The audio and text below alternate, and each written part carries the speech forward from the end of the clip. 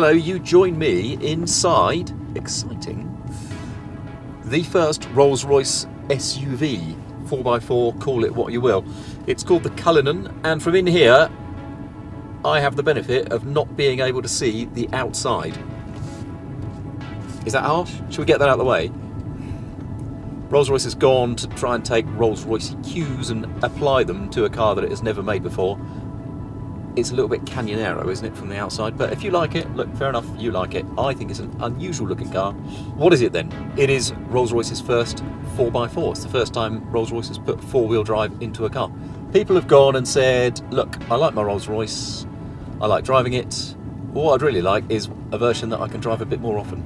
Maybe I could take the family in, maybe I could stick stuff in the boot, take shooting, take skiing, doing all the kinds of things that people would like to do in an expensive car. But nobody has ever thought to give them a really practical, expensive car. They refer to them as high net worth individuals. It's a pretty ghastly phrase, isn't it? But I think the thinking is, just because you earn loads of money, or you have loads of money, you don't necessarily want to spend your every waking hour in a Lamborghini Aventador. You want something practical. So here it is. It is based on Rolls-Royce's latest aluminium architecture, which is bespoke to the brand.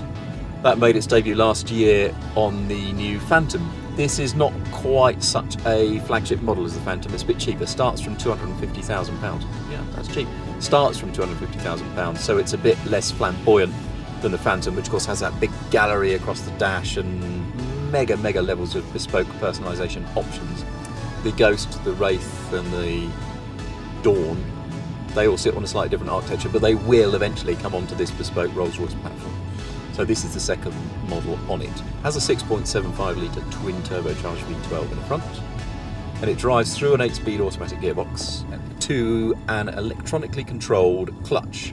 Normally 100% of the power goes to the rear, or up to 100% of the power goes to the rear, but it diverts power forwards when it needs to. Up to 50% can go to the front. There are open differentials at the front and rear.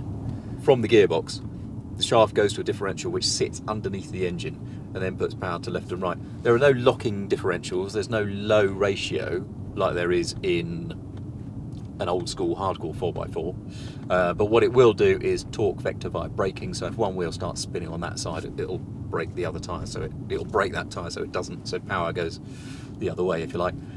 By all accounts it is quite capable. I've driven it a bit off-road and it does feel, I think, as capable off-road as people will need it to. There's no hard set formula, is there, for what makes a car great off-road.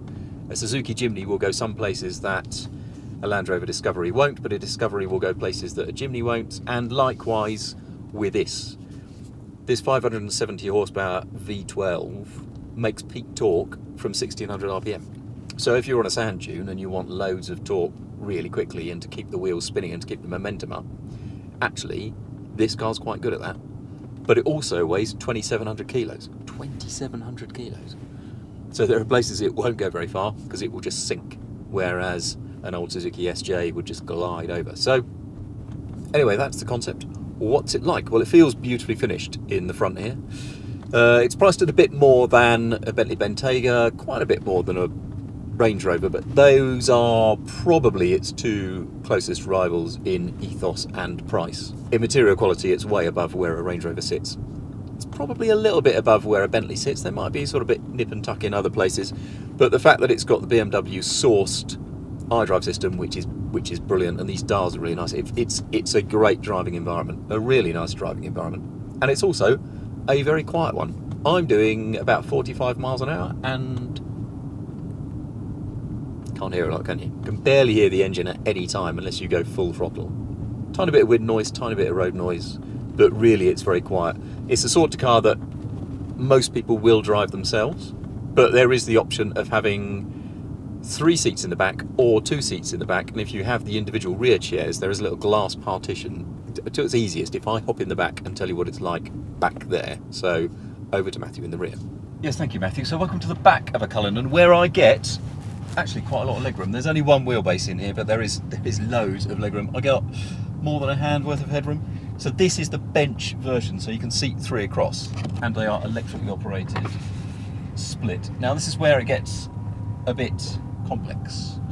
because there is not a flat low floor. Now you might like a flat low floor, but because I sit higher than the people in the front, and these seats are big and comfy and everything else, you can't really give a flat low floor. So what there is instead is a sort of electrical ramp in the back, so you can push loads through.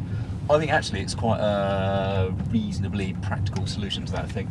You can have two individual chairs, in which case they recline and electrically do all that sort of thing, and they've got like a champagne chiller in the middle.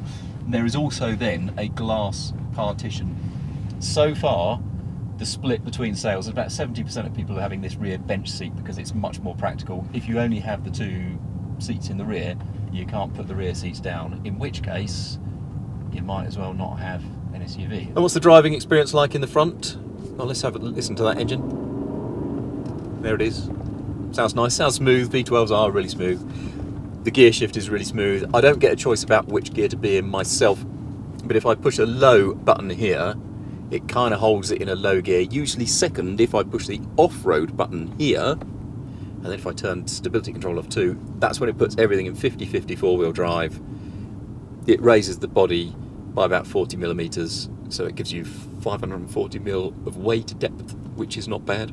Rolls does think a lot of its buyers will use these cars off-road. They'll go ski resorts, they'll go sand duning, they'll go towing stuff a lot as well, but also quite a lot of people who spend a quarter of or a third of £1,000,000 on an off-roader live in places with quite a lot of grounds and tracks, so they might well just tool around their own estates as well. But on-road it is where it's supposed to be at, and the ride quality is very, very good.